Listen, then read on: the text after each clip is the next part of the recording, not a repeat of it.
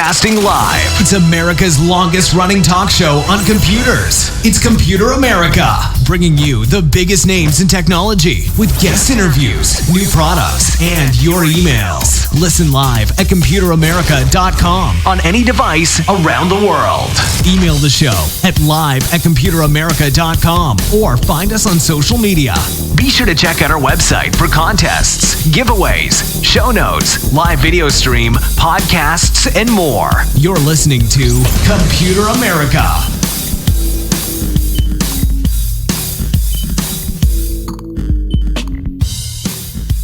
Hello and welcome to the Computer America Show. We are the nation's longest running, nationally syndicated radio talk show on computers and technology.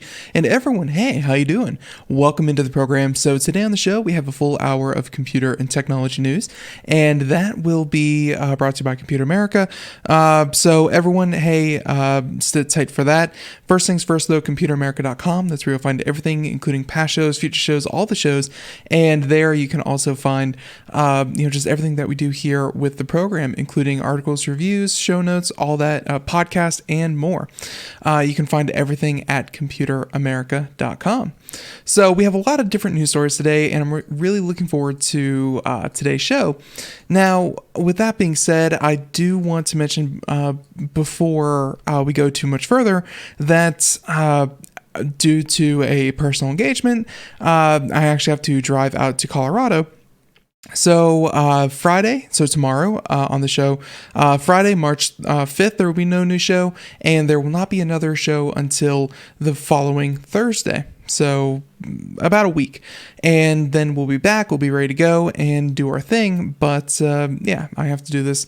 So unfortunately, no new shows until then. We'll be running Best of Computer Americas until then.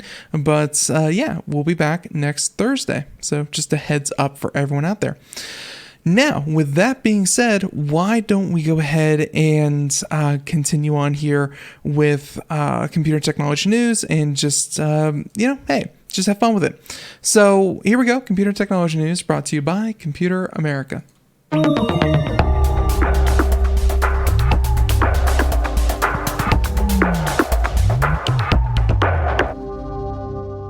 So I think that for our first story, we're going to go ahead and do this one. Apple is constantly, the target of a lot of criticism over their App Store.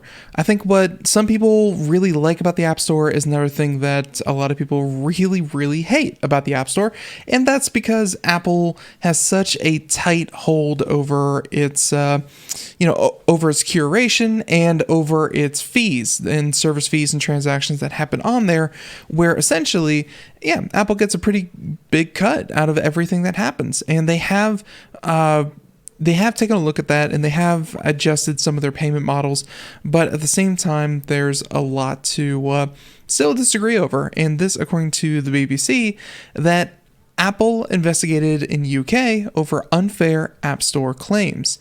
And so this is, for the UK specifically, there have been similar cases in the United States and in Europe, the Eurozone, that the UK is not a part of anymore. But let's find out what the UK's problem with Apple is. So, they say that it follows a series of complaints, including high-profile ones from Epic Games, which is, of course, the developer of Fortnite. Some developers are unhappy that they are forced to distribute apps to iPhones and iPads via the App Store and the commission Apple takes. Though, I have to say, if you start developing for Apple, and you have the skills, the abilities, the tools to work within the Apple ecosystem, it seems a little strange that you'd be like, I don't like this, or I didn't know what I was signing up for. There has to be an element of, you kind of knew what you were getting into when you started to develop for iOS. But hey, here we are. Now, Apple said its terms were fair and equal. Of course, Apple would say that. The investigation will consider whether Apple has a dominant position in the distribution of apps on its devices and looks at whether it imposes unfair terms on developers.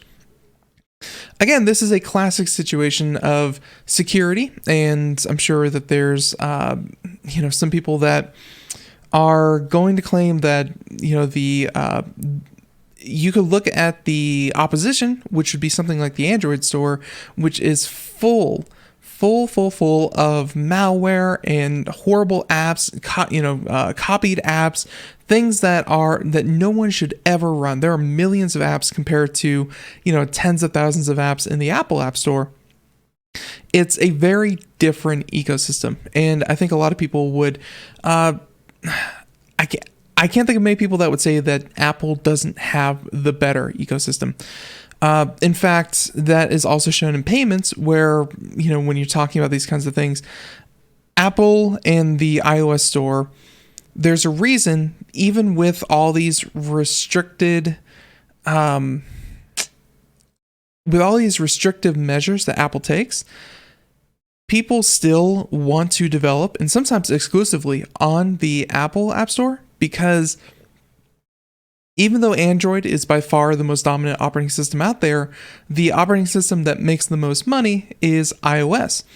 Apple is able to bring people in and, well, I guess either make them feel comfortable enough to spend money or develop apps that are worth money, or any, I'm not really sure exactly what causes people to spend more money on Apple devices than Android, but yeah, it's just the moneymaker.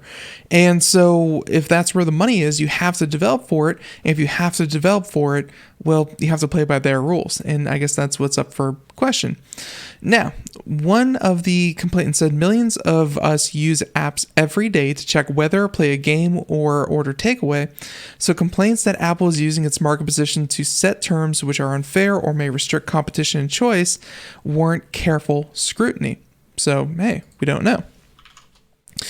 In response, Apple said that, quote, "We believe in thriving in competitive markets where any great idea can flourish. The App Store has been an engine for success for app developers, in part because of the rigorous standards we have in place." They mentioned applied fairly and equally to all developers to protect customers from malware and to prevent rampant data collection without their consent. Apple making kind of the same points that I just did with the idea of a walled garden ecosystem that Apple puts up. It is more difficult to submit your app to the Apple App Store. You have to submit the source code. You have to prove that it's not malware. You have to have constant security updates. You have to apply for Apple developer licenses that you have to keep up to date.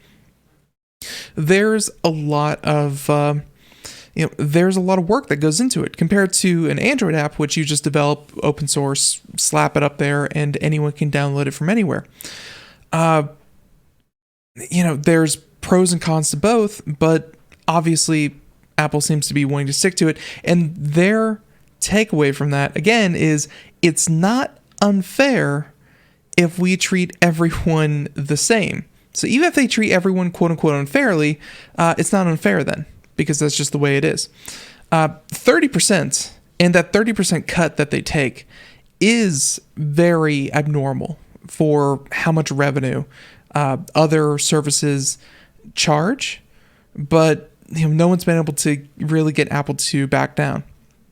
Now, the row centered on the up to 30% cut that the tech giants take when people buy an app, buy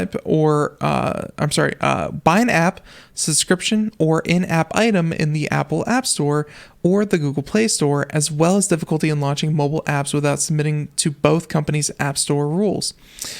In August, Apple obviously tried to bypass to let Fortnite players buy virtual currency at a lower price directly from the makers of Fortnite, and resulting in an immediate ban from both stores. That was a very famous thing that Epic Games tried to do, where obviously if you're charging, let's say, V-Bucks, 1,000 V-Bucks, $10. Pretty simple. If someone buys that through a browser in their own launcher and on their computer, that's $10, 1,000, you're good to go. If you buy that through an Apple device because you happen to be playing through an iPad or an iPhone, you are, the same company, Epic, is making $7 as opposed to $10 for the same transaction. So they felt that by lowering the cost across the board, they said, hey, everyone, now V-Bucks cost $9 across the board, but you can only buy them from us. So that benefits the people that don't purchase through the Apple or the Google Play Store, and it benefits everyone else. But of course, they try to circumvent and they try to go around. This is a similar argument that Netflix has been trying to do, because people can have a Netflix subscription and download the app and use the Netflix app on their iPhone. But if they take that same subscription and purchase it through the Apple App Store, like you download the app and buy a subscription through the App Store, suddenly you are making less money on every one. You're making 30% less money on every one of those transactions just because they purchased on a different device that they happen to have than the other. 30% is a lot of money to lose to a company that is, in a lot of ways, just acting as a portal. You're using the ecosystem, but I mean, Netflix and Epic Games don't really use Apple to develop their content. So they just happen to let customers consume their content through those services. Very, very difficult spot that they're put in, but Apple's holding firm and they don't seem any real need to change. So they mentioned that Arizona State House of Representatives passed a law this week which prohibits Apple and Google and any other app store exceeding 1 million downloads from demanding developers based in the state exclusively use its app stores. So yeah, that's at least some litigation working its way through, or I should say legislation working its way through the system. Now, with that being said, in Europe, Apple is facing 2 investigations into whether it broke competition rules, one of which relates to its App Store policies. I'm sure that one is more of the nature of, because you buy an Apple device, you use the App Store. That has always been kind of the way, but why? And I guess that's the question that they wanted to ask. Why is there no competition to the Apple App Store? And Apple says, because it's our device and that's what we say, but that doesn't really hold, that might not hold up. If you consider there are other stores out there, there are other ways of getting devices, apps. Why is there only the Apple App Store? And that's something that might change in the coming years. Or, hey, it might not. It's kind of hard to say if Apple's going to be able to hold on to this monopoly that they have on every one of their devices. But there you go. So that's story number 1, and I'm not really sure which way that goes. But hey, we'll certainly find out. Okay, that was story number 1. Story number 2. How about this one? This one's about payments. And if you didn't know, cards are getting more sophisticated. One of my favorite features in recent times has been the NFC, the near field communication, where you simply just tap a debit card or credit card, and you don't have to insert the chip, you don't have to swipe, you don't have to do anything. You just tap it and you're good to go. I love that technology is in there. And it's much better because, it's much harder for card readers and, kind of thieves to steal that kind of information. But they're still looking for ways to improve. And one way that they're looking to improve is with Samsung and Mastercard. And they're working on a fingerprint payment card, where if you're watching the video portion, you can see what a prototype would look like, a little mock-up over in the top right of the chip. There is, there's a little black square, and I guess that square is where you would put your fingerprint, either I'm assuming your thumb or any other finger that you would assign to it. And with no connected battery, this card would be able to detect your fingerprint and be able to verify that it's you that's actually using your card just by using a fingerprint. It's certainly very impressive if they'd be able to get that working.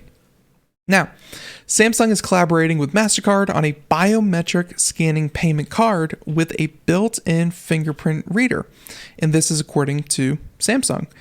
The technology appears to be similar to Mastercard's biometric payment cards unveiled in 2017 that let you authenticate without ever having to touch a keypad. However, Samsung said that the cards will adopt a new security chipset from Samsung system LSI Business that integrates several key discrete chips.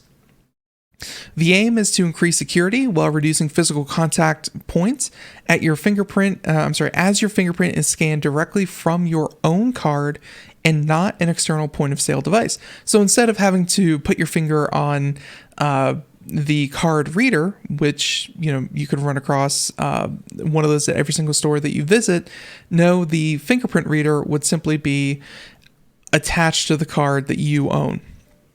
However, the card is compatible with Mastercard's authentication tech, as it can be used at any Mastercard chip or point of sale terminal. By way of comparison, the Apple Card is designed mostly to be used on a smartphone, but Apple does issue a physical titanium card with your name laser etched onto it. If you do use Apple's physical card, however, you will need to enter a code into the point of sale device, as there's no built-in fingerprint reader. Though I'm sure, people will certainly, by people, I mean Apple will certainly update that device and be able to integrate something similar if Samsung does that. So let's see. And by the way, some of the comments here, just saying that plastic cards are old school. This is definitely this is definitely the future. Although this is a step in between what's actually going to be a truly wireless form of payment. And let's face it, phones already provide a lot of these features. Don't get me wrong, being able to do this without a phone, that's going to help a lot of people because, contrary to what some might think, not everyone has a smartphone. And as we get further and further into this technology savvy world, we really do need to keep ways to bridge that digital divide where people who don't have one or can't afford one or just simply don't want a phone are not forced to in what is quickly becoming a contactless, cashless society. There has to be these stepping stones. There have to be these ways to, bridge that gap. And I'm happy that Mastercard seems to be able to do this. So there you go. Looks pretty darn cool. Can't wait for it. This one.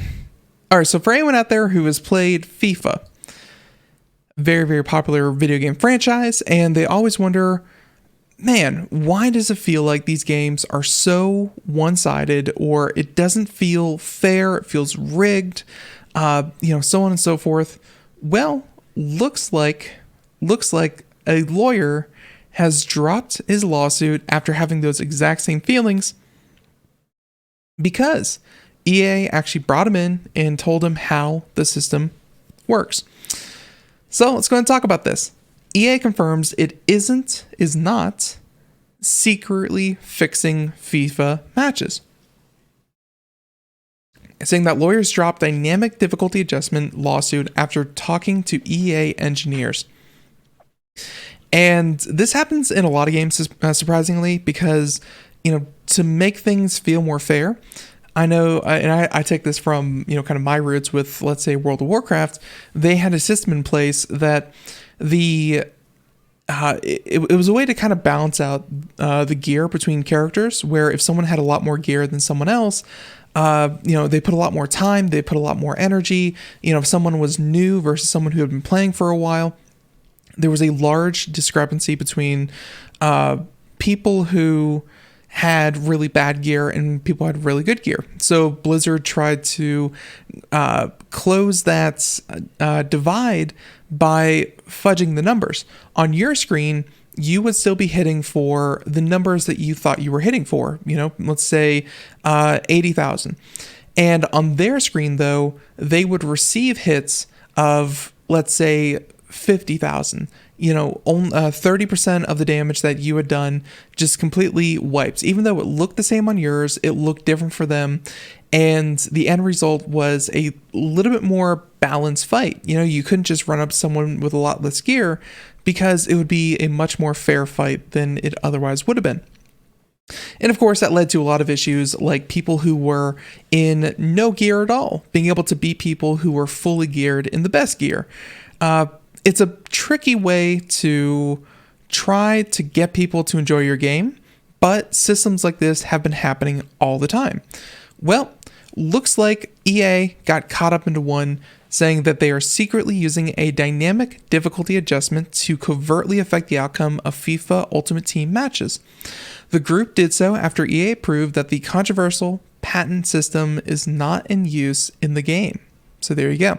The lawyers sued, and then the lawyers dropped the suit after it was proven it does not currently run. Now, the author mentions that we first covered EA's dynamic difficulty adjustment system back in early 2018 after an academic paper laid out the basic framework. The research found that automatically adjusting a match 3 puzzle game's difficulty based on the player's demonstrated skill led to a 9% improvement in player engagement overall. Obviously, that meant that players wanted to play a bit more. On the other hand, it had a neutral impact on monetization, i.e., it did not lead to players spending more money. EA filed a patent in the same basic idea in 2016, and the patent was granted in 2018. So essentially, if things were actually challenging and not just a complete blowout, people found it more engaging. They didn't tune out as much, and there you go. Now, some FIFA players have long suspected that the patented technology was at work in at least some of their games. To hear these players tell it, the game secretly uses a hidden, scripted momentum system to adjust the results of a specific shot or touches based on the current state of the game. It's all part of an effort to manipulate players to spend more money on better Ultimate Team player cards, as outlined by the patent. And again, that was the theory. That was the theory that they were essentially, if you were doing really, really, really, really well and the other team was doing really, really, really poorly, it would actually, make you kick less hard. It would make the ball be more reactive to your opponent, things like that. Now, and by the way, they mentioned that's what the theory was. EA has stated a number of times that it did not use DDA in FIFA, and the Ultimate Team results are a matter of player skill and sometimes the vagaries of random number generation. But those statements didn't stop 3 California players from filing a class action lawsuit in November, and they allege, again, that EA's undisclosed use of the difficulty adjusting mechanism deprives players who purchase player packs of the benefits of their bargains because of the system, the mechanism, negatively affected their gameplay.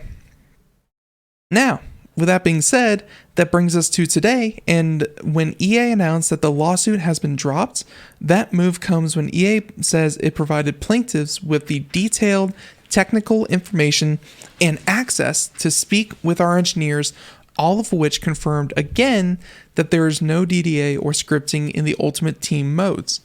And they said that this is the right result. Now,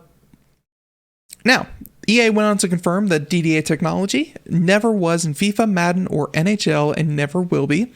We would not use DDA technology to give players an advantage or disadvantage in online multiplayer modes in any of our games, and absolutely do not have it in any of their sports franchises. So it's nice to have further confirmation from EA, especially with the additional commitment that the company's other sports games and into the future as well will not have this. So on the downside, the next time one of your shots in FIFA sails wide, you won't have a scary secret algorithm to blame. Yeah, it's Yeah, I guess EA is off the hook, and yeah, we'll definitely see what happens there. Let's see real quick. Okay, so there you go. I didn't think that EA would do that, but I also wouldn't put it past them. It's I've seen, just like my example with Blizzard and WoW and that whole system behind the scenes. Everyone wants to feel challenged and everyone wants to feel kind of engaged by the game that they're playing, but there's a difference between I've invested so much time, energy, sometimes money into the system, and I want to feel the effects of it kind of outweigh the looking for a fair fight, especially when it's just numbers in the background that prevent you from having that fair fight. So I think that our next story, we can keep it with video games real quick. Report. Bloomberg. Here we go. Bloomberg, next Nintendo Switch can output 4K and has a 7-inch OLED, which we can actually check from the Bloomberg site itself. Here we go. This is a big one, if it's true. Yeah, and let's see. Actually, real quick. We'll do that. Do this. Change the URL a little bit, and let's see. Yeah, we're good to go. Okay. Here we go. Perfect. Now, if you're watching the video portion, you can see it here. Now, Nintendo. So the Nintendo company plans to unveil a model of its Switch gaming console, equipped with a bigger Samsung OLED display, hoping the larger touchscreen can prop up demand in time for holidays, people familiar with the plan said. And by the way, Switch, even though it's been out for a little while now, is still a super, super hot console. It's, it's really hard to get it in stock in stores. So let's see if I can do this here real quick. Okay, now, they say that Samsung Display Co. will start mass production of a 7-inch, 720p though, only 720p, 720p resolution OLED panels as early as June, with an initial monthly target of just under 1 million units. And they asked them not to discuss it with internal matters. The displays are slated for shipment to assemblers around July. Representatives for Nintendo and Samsung declined to comment. So clearly this is like a leak or, just kind of conjecture, but it's a pretty safe one to say. Nintendo seeks to sustain a Switch lineup that continues to sell well against the Xbox and the PlayStation, thanks to pandemic-era breakouts like Animal Crossing and a chip crunch that's plagued the supply of rival devices. But the gadget is now on its 5th year, while both of Microsoft and Sony have new machines that just landed just last year.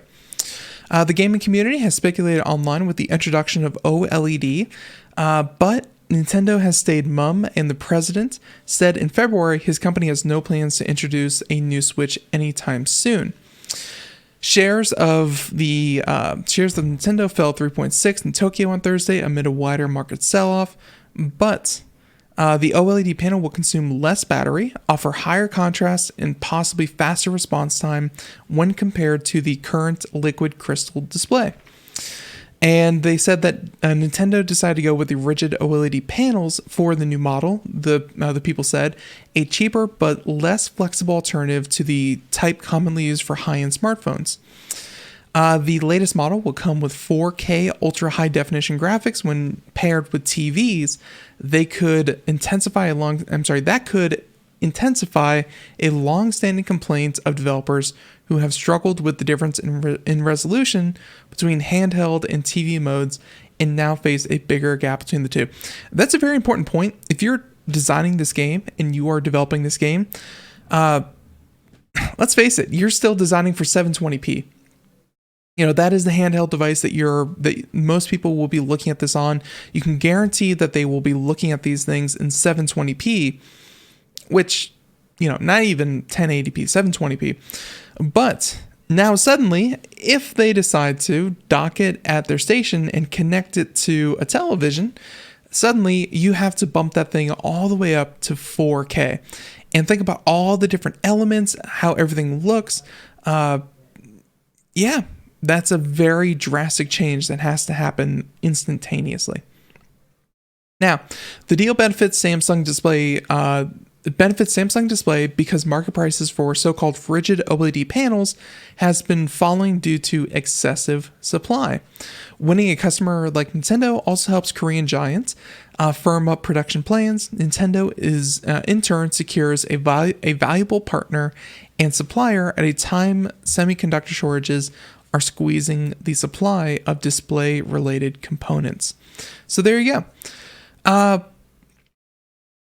I'm looking forward to it. I'm still hoping to get one myself, but yeah, it's I think a better, not necessarily higher output resolution, but a better display will definitely be a welcome addition to the lineup here. Definitely. So there you have it. Okay, so that's story number 4. We can go ahead and continue on to story number 5. Oh, and just a quick update. We'll throw this in the show notes as well. Orlando's Super Nintendo World. Since we were just talking about the Switch, Orlando's Super Nintendo World, which was originally planned to open in 2023, is being pushed back to 2025, blaming the pandemic and setbacks and more. They said that it will take several months for the project to restaff and scale. Other than to say the site will eventually span 750 acres and include a theme park, entertainment center, and hotels, shops, and restaurants, Universal hasn't shared its specific vision of for Epic Universe. We know it will include a Super Nintendo World attraction, but it's not clear if that will open at the same time as the rest of the park. But yeah, there you go. COVID pushing back everything that we love. Unfortunate. Okay, so that was just a quick one. Let's talk about SpaceX. They did awesome things yesterday. And then it wasn't so awesome, but at the same time, it was still pretty awesome. And if you're watching the video portion, you can see the picture of it here, what happened. The landing was actually really amazing, which, let's see, this should be muted. So we can play the video here, this one from the official Starship page. This, it almost looks like the rocket ship is descending, and it looks like it's going to do this really nice belly flop. And then, kind of the burners kick on, everything kind of kicks on, and just meters from, just not that much time at all. You see the burners kick in there, and with almost no time at all, this thing kicks in, kills all of its momentum with the thrusters, and lands itself it's just so spooky how cinematic this thing looks. It looks CGI, but at the same time it is definitely not. And they're still testing their Starship. I want to say their Starship SN10 Starship on a high altitude test flight that took 10 kilometers above Earth. And the main difference between the test and earlier flights is that not only did it properly maneuver through a flip, it also landed softly back on the pad. And while the article strikes out no explosion involved, unfortunately, let's see, do we have pictures of it? No. So the only pictures we have of it are these right here, where, they kind of cut the feed when it's back on the ground and it's just sitting there. And, you think everything's good, everything's hunky-dory, they have everything going for them. Unfortunately, sometime after that, well, it explodes. They said that, let's see, and this was published, I want to say 20 minutes later, they gave this update. And actually, I think this would be the image of it exploding. Let's see. Yep, here we go.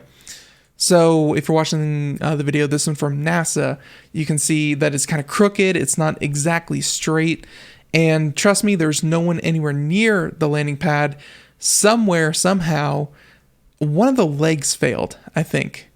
And yeah, the whole thing just went up in flames. It was really dramatic video. So we can go ahead and play that again.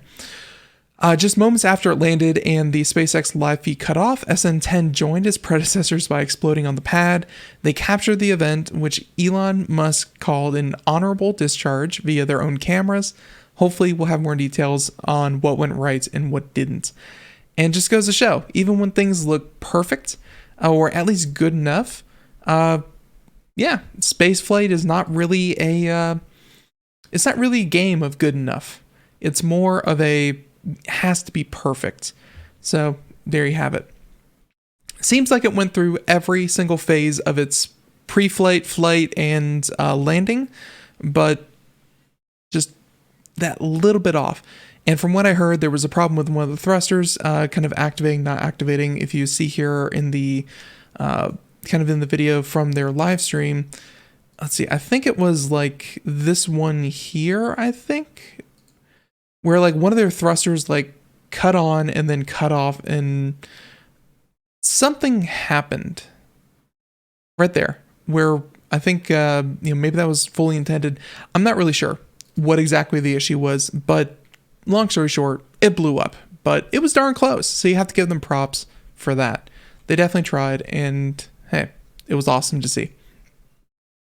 Who doesn't lose a couple $100 million spacecraft every week?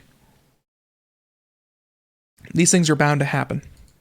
Now, with that being said, how about we catch up on this whole conversation about what's happening with Amazon and Parler. We covered this way back when it happened the first time, and if you don't recall, Parler, unfortunately, it was kicked off of how do you say it? It was kicked off of the Amazon Web Services because of the matter of conduct and, kind of the role that it played in organizing the events of January 6th. In that whole mess, it really was a mess. The backlash was immediate and the ban was very, very quick. Parler sued Amazon for saying that, hey, you damaged our business. You kicked us off unfairly, and you don't have the right because you're not really arbiters. You're just facilitators of the internet. You're not arbiters of the internet, and so on and so forth. Well, after Amazon Web Services kicked them off, almost every other web hosting domain out there refused to pick them up, and the few ones that did immediately backed off and kicked them off whenever the people who do not like Parler jumped on it and bashed any platform that tried to host Parler. Even though last I heard, Parler was running their own servers and kind of had themselves up and running. But I guess that wasn't so much the case. Now, social media platform Parler has dropped a federal lawsuit alleging that Amazon colluded with Twitter to drive a rival offline. But in its place, the platform has filed a new state lawsuit alleging that Amazon deliberately tanked Parler's valuation. Which, don't get me wrong, yeah, if you have I believe the service was valued somewhere at about $1 billion, and then afterwards becomes this toxic brand that Amazon claims no one would touch, and a lot of other services would not host as well. Yeah, that valuation goes up in smoke when kind of no company will work with you. So they mentioned that Parler, for those of you who are not familiar with it, was launched as a quote-unquote free speech alternative to mainstream social media companies such as Twitter and Facebook. By late 2020, it had gained a significant following among conservative and right-wing users, including many people from who flocked to Parler as other platforms began to limit the spread of things like QAnon. Then everything hit the fan in the wake of January 6 events at the U.S. Capitol. Many of the participants of the mobs live streamed or posted photos from the Capitol on social media services, including Parler. Within a few days, both Google and Apple banned Parler from their mobile app stores, and Amazon Web Services followed suit shortly after. So it was it was the big tech companies that really, quickly reacted to this. Parler immediately filed a lawsuit against Amazon in federal court in Washington, and the judge assigned to the case rejected their request, finding its claims against Amazon were weak at best. Amazon, in its legal response to Parler's lawsuit, effectively brought receipts showing more than 100 instances of violent content it had warned Parler about prior to the January 6th attack. So, yeah. Well, and that's kind of the thing about it. Parler, again, was viewed as this First Amendment freedom of speech kind of bastion of I can say and post anything that I want. But that doesn't get you far when you start hosting illegal content, including calls to violence, which is very much an illegal act. So there you go. Now, Amazon said if there is any breach of contract, it is Parler's demonstrated failure and inability to identify and remove such content, compelling Amazon Web Services to host content that plans, encourages, and incites violence would be unprecedented. There you go. Now, Parler's new suit is unimpressed with Amazon claims about its old suit, saying that, quote, since its inception, Parler has carefully policed any content on its platform that incited violence. To be sure, Amazon Web Services had from time to time sent Parler problematic content, with which content Parler immediately investigated and resolved. And when you get right down to it, Parler alleges the real problem is money. Just before this all occurred, Parler was about to seek funding and was valued at about $1 billion, something Amazon Web Services knew. By booting Parler from the hosting service, the argument follows, Amazon injured Parler and tanked that valuation through deceptive and unfair trade practices, defamation, and breach of contract.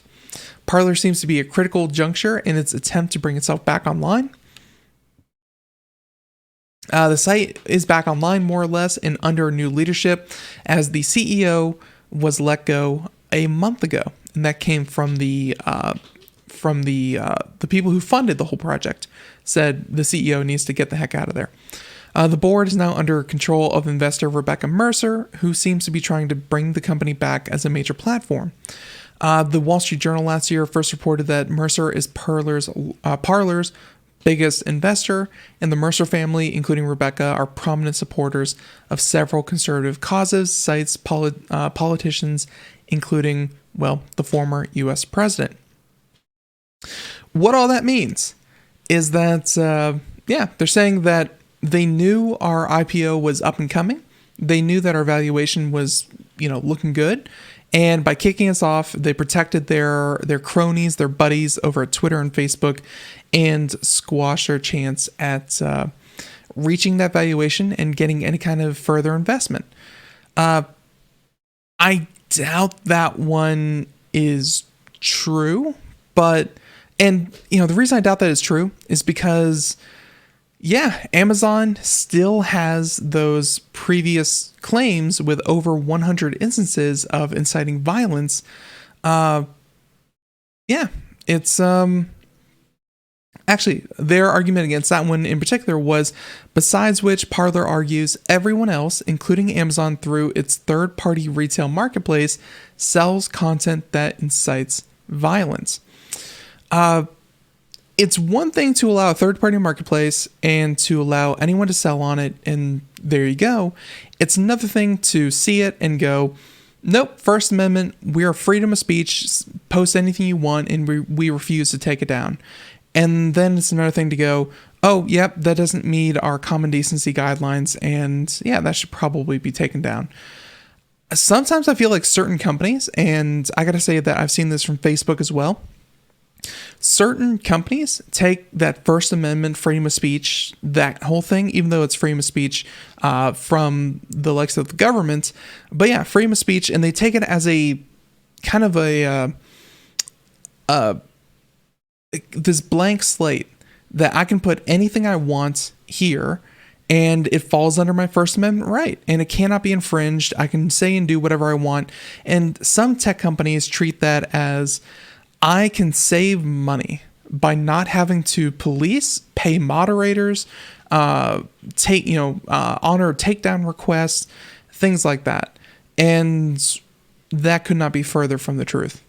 So this whole thing with Parler, it's a company on the ropes trying to find a way to climb back up, but it's going to be a long, hard road ahead.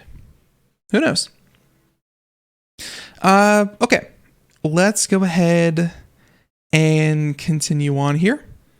Let's see. I think that our next story, and we have a couple more here to do. Okay. How about we talk about this one? So I have been behind the scenes. My spare time has been completely engrossed with a new game. And this game has, Valheim. It's very, very popular. It's a lot of fun. And, personally, I would definitely recommend it. It's in early access, and I'm not the biggest fan of early access. But, the game itself is very solid. There's a lot of content out there for it. And kind of the game and the play style really leads itself to, even though the game's not in a finished place, there's a lot of potential there. And there's already a lot to do. So that's personally, kind of why I like it. But I understand why people are so against crowdfunding, early access, releasing a game before it's ever in a playable state, and then saying, oh no, we'll fix it. Or at least, we'll bring it out. And sometimes these games never actually see launch.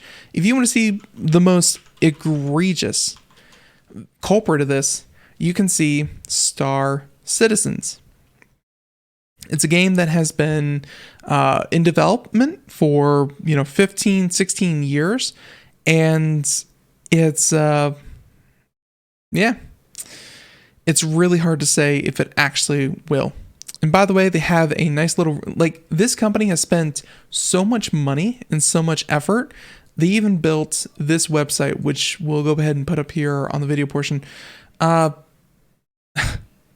put more effort than I've ever seen any company in actually making a roadmap for, I guess, everything that they're trying to do. And, they're trying to show deliverables. They're trying to show voice actors and animation and everything that they're trying to do, because this project has been in development for so long. They built this nice little roadmap to kind of show what they've been working on, when people can expect it, all that kind of thing, and just how far they've actually, kind of come along with this. I mean, you could look at this and do things like, let's say the vehicle tech team, and you can see vehicle radar scanning, miscellaneous support, SDF shields, things like that. I mean, let's see, one of my favorite was miscellaneous, or it was little things like putting a cup down and the animation for that, and that was scheduled for Q2 May, and May 2021. They are really trying to put themselves out there, saying that we're going to get this game done one way or another. I have no idea if this game's ever going to release, but I digress. It's being funded. The game exists to some extent, but being able to monetize is a very touchy topic, especially, again, putting out a game that's not really done, but still charging people, if not kind of a lesser, kind of get in before the game's released, a lower price, if not paying the same as a full-blown retail game. Now, this article from The Verge kind of talks about the new funding model. Models can help riskier games and might change studios in the process, saying that one developer During talks with creators, they'd begun to notice a theme. The conversation always seemed to turn to funding. Developers wanted to know Hyperdoc creator Charles McGregor and Carr, who helped publish it, had shipped the game. And they wanted to know how. Inevitably, the developers would share their own experiences, saying that, quote, while some of those deals were good news, others were just kind of shocking and really unimaginable to me. There were just a lot of folks who were getting bad deals, not knowing what good deals even look like. So Carr, the founder and CEO of Glitch, wanted a whole new table, a way for developers to play with new ideas and make games that might be unappealing to traditional publishers. Which, think about it, it's kind of like movies. If you don't have, a formula to your movie that is similar to other successful movies, very unlikely that these movies will be picked up by these studios to be made into full-blown feature films. You have to have something that is already out there, similar, and, not very fun, which compared to, things like video games, I'm sure movies as well, these creators, their passion, it's their art, and saying that you have to twist your art, your vision, your, what you think is best for your game to make it look like something that's already out there.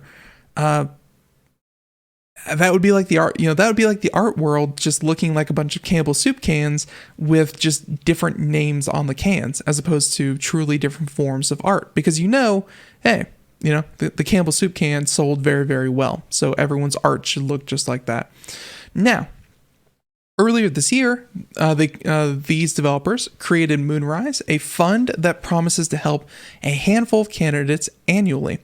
It's a collective of backers that range from directors to AAA devs to leaders at successful independent studios.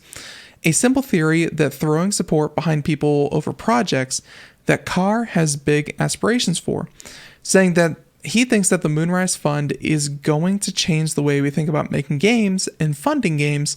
There's untapped potential for change, not just in what developers will make, but how they choose to make it and what studios arise as a result. So there you go. They're saying that it's not just funding for games, it's funding for games that might otherwise be left out.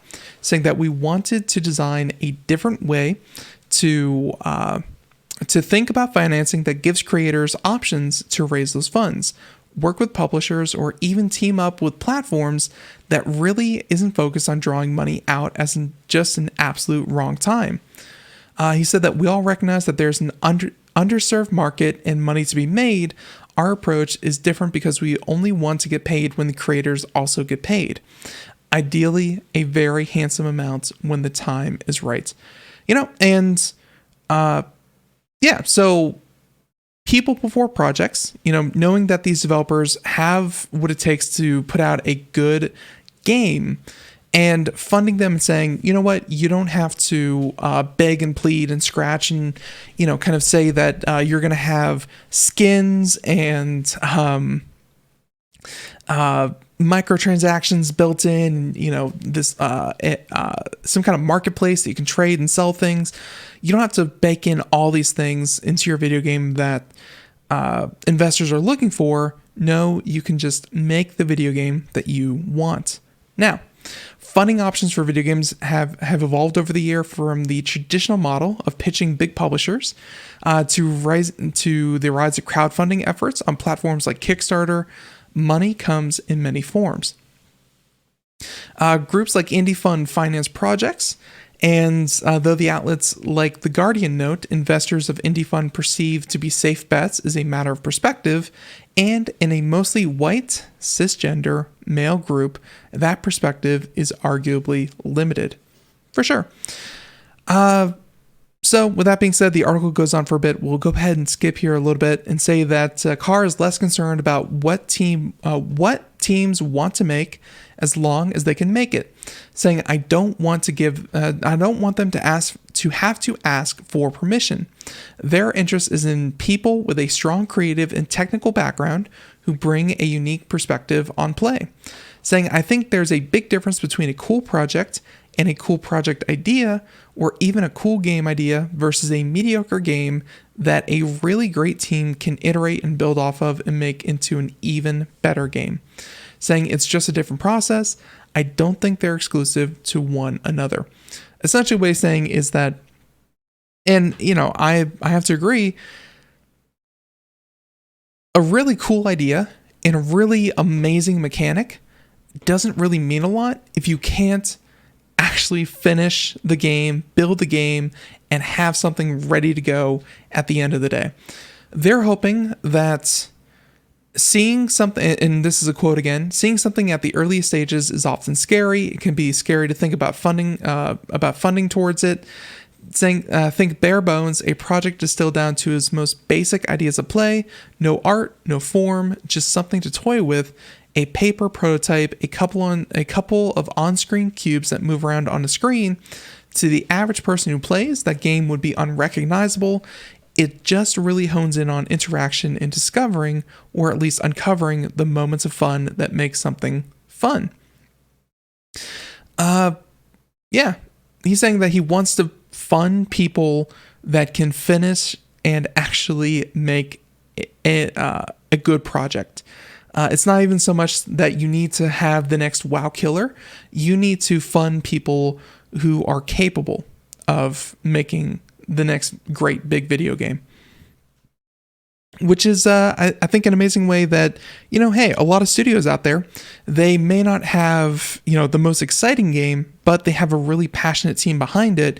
And maybe with the proper funding, hey, the excitement and the changes can come later. Making an actual game, after seeing so many crowdfunding and so many games kind of get started with this amazing idea, never actually get the funding or finish what they start due to technical reasons. A lot of the time, this is a much different approach to funding. So we'll definitely see. All right, we have time for one more story, and I think we'll go ahead and let's see. Okay, I think the next story we're going to do real quick is about Honda and Japan and self-driving cars. Things are getting better. Check this one out. Honda will sell 100, only 100, not that many, of its level 3 self-driving Legend sedans in Japan. And you too can have one if you live in Japan, want one of these, and on top of it, have $103,000. I'm sure that's a pretty small circle, but still, someone is going to probably buy it. Late last year, Honda made a big pledge to become the first automaker to mass produce level 3 self-driving cars. It's now making good on that promise, selling 100 of its Legend sedans that pack its Sensing Elite autonomous driving features, which allow the vehicle to take over the wheel and navigate congested highways, starting March 5th in Japan. But access to that latest tech won't come cheap. The limited edition model will cost about 11 million yen, or again, 103,000 US dollars. They're mentioning, with the car in control in heavy traffic, Honda says you'll be able to kick back and watch TV or DVD on the navigation screen, helping to ease the stress and fatigue that comes with navigating gridlock. The so-called quote-unquote level 3 traffic jam pilot option has the capabilities to control acceleration, braking, and steering in certain conditions. That freaks me the heck out, that they're claiming in heavy, congested highway traffic that this car can stop, brake, steer, control itself the entire time with tons of different cars around you, and you don't even have to watch the road. That's scary to me. They're saying that you'll still need to be on hand to take over. The car can alert you to respond by vibrating the seatbelt, and if you still don't act, the system can use a bunch of other warning to prompt you or others in your vicinity, including alarm sounds, hazard lights, and the horn, while also assisting with deceleration and stopping of the car, which is, I think, what Tesla, as well as many other self-driving cars do, is that if you don't actually touch the wheel, it will try to bring itself to a safe stop on the side of the road, and then you can either take backup driving, or healthcare workers can come and help you, let's say if you pass out or things like that. So people can tell it's a self-driving vehicle. The Legend will come with carrying a sticker that says automated drive on the back to comply with government safety regulations. And they were granted level 3 certification by the Japanese Ministry of Land, Infrastructure, Transport and Tourism in November. It's pretty big. Level 3 is huge, more than any other car company, but it's a long way from level 5 autonomy, which is not even a steering wheel or anything else. Folks, we'll get there one day. But until then, have a great one. See you next Thursday, everyone. Have a great day. See you so much. Bye-bye.